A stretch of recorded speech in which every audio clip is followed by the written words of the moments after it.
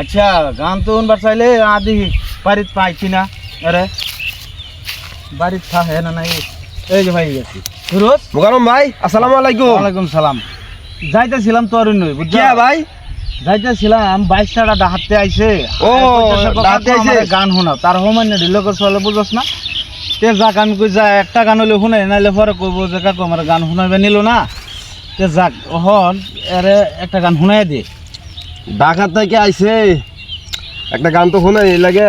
আচ্ছা মোকারম ভাই, হ্যাঁ আপনারা এই গ্রাম কুত্তা কিরম আছে? আহা যন্ত্রণা। কুত্তা তো আছে, কিছুদিন আগে সিজন গেল, কুত্তার অভাব আছে। কুত্তাতে কি করবে? গান শোনাইবে তুই বেটা?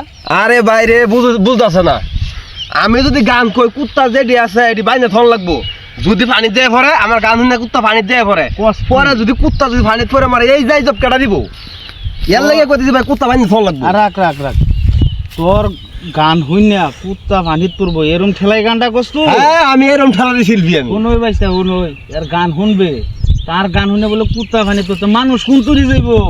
এরম বেদর্শা শিল্পীর গান শুনে লাগতো না জায়গা।